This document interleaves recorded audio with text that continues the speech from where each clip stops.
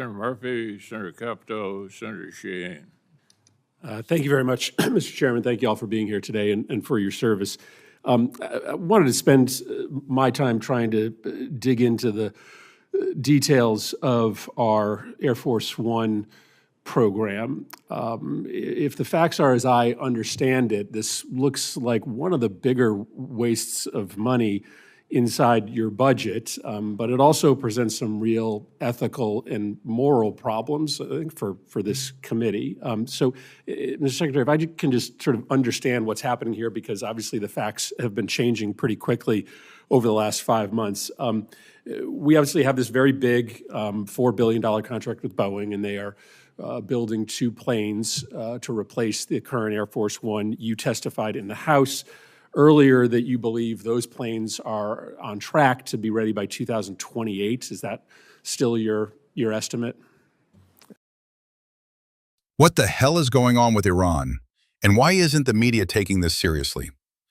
Hey everyone, welcome back to the channel. If you care about national security, American strength, and the future of our global leadership, you're going to want to stick around for this one. Senator, we are looking at whether or not we can accelerate the delivery to 28.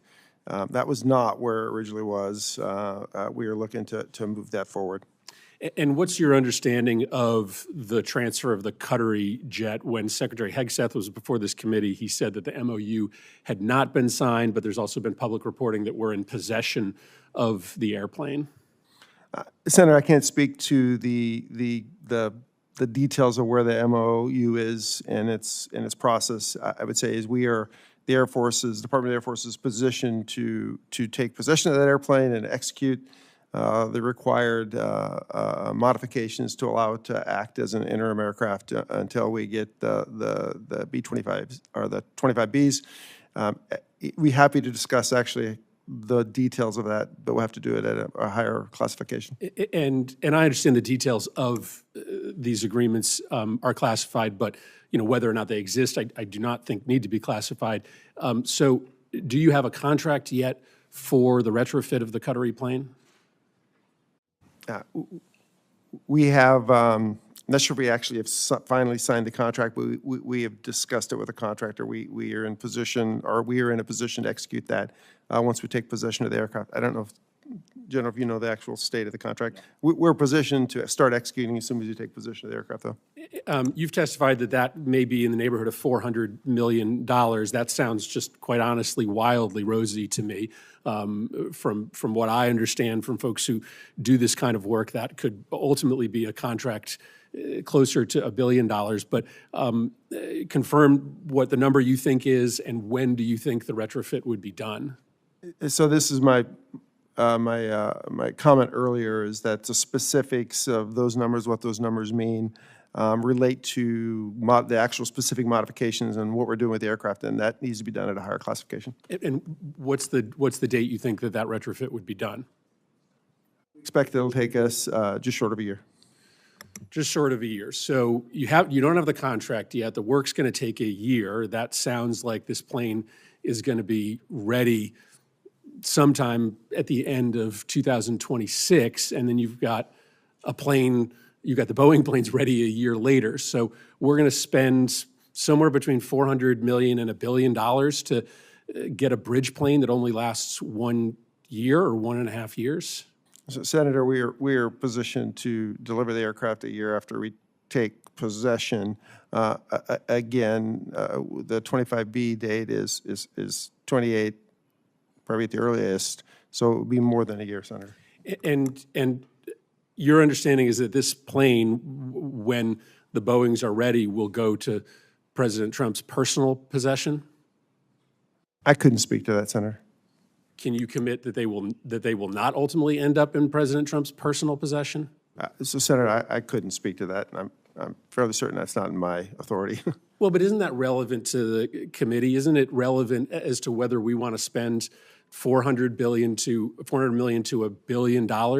If the plane only is in the U.S. possession for a year and then it becomes President Trump's personal possession, that doesn't sound like a great use of my taxpayer dollars. Isn't that a really important, relevant question? Wouldn't that matter to you? Well, Senator, I can just speak what I've been asked to do and what we signed up to do, which is, you know, the current 25 is challenged from a readiness perspective, very challenged. It's a very old aircraft. The 25Bs are going to show up later than we'd initially hoped for, and I've been asked to modify this aircraft as soon as we get possession of it, and we are positioned to do that. Thank you, Mr. Chairman. I just finished watching the latest press briefing on Iran, and let me tell you, things are heating up. The president, finally, floated the idea of regime change in Iran, and the left is already losing their minds. So let's break it down. What happened? What was said? And what should we, as freedom-loving Americans, make of all this? First, here's the quote that lit the fuse. If the Iranian regime refuses to give up their nuclear program or engage in talks, why shouldn't the Iranian people rise up against this brutal terrorist regime? Well, guess what? He's right. Let's not forget, this regime chants death to America. They fund terrorism through proxies like Hezbollah. They're behind countless attacks on American service members, and they are racing toward nuclear weapons like a runaway train.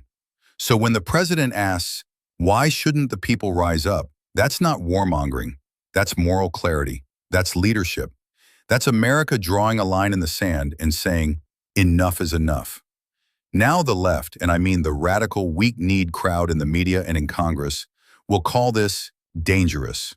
They'll call it irresponsible. You know what's actually dangerous? Doing nothing. Sitting back while Iran builds a nuclear bomb and threatens our allies, threatens our interests, and threatens us. Let's not pretend the Iranian people want this regime. They've protested in the streets. They've risked their lives. Women have been beaten and killed for daring to show a lock of hair in public. You want to talk about liberation? That's where the real fight is. And let me say this loud and clear. We stand with the Iranian people. We do not stand with the Ayatollah. We do not stand with tyranny, oppression, or state-sponsored terror. Now, some in the press asked whether this means military action. And the administration, for now, is saying, our military posture hasn't changed. And that's fine, for now, because real strength doesn't always need to roar, but we must be prepared, and we must stop signaling weakness. Remember when we pulled out of Afghanistan overnight and left billions of dollars in equipment for the Taliban? Remember how China and Russia took notes? Well, guess what? So did Iran. So this time, let's not blink. Let's not wait until they've enriched uranium past the point of no return. They also asked about the Strait of Hormuz, a vital chokehold for global oil. If Iran tries to block that, game on. I'm glad the administration is monitoring it. But monitoring isn't enough. We need deterrence. We need not clear something that we need clear red lines. We need to say, you touch that waterway and the U.S. Navy will be the last thing you ever see. So here's my message to the president. You're asking the right questions. Now back it up. No more apologies. No more pallets of cash flown to Tehran in the middle of the night. Show the world that America's back, strong, decisive, unapologetic. And to the Iranian people, we see you, we hear you, and we believe one day you'll be free. To everyone watching, do not sleep on this story. It's not just another foreign policy soundbite. This could shape the future of the Middle East and determine whether peace or war comes next. So share this video, hit like, subscribe if you believe in peace through strength. And as always, God bless you, God bless our troops, and God bless the United States of America.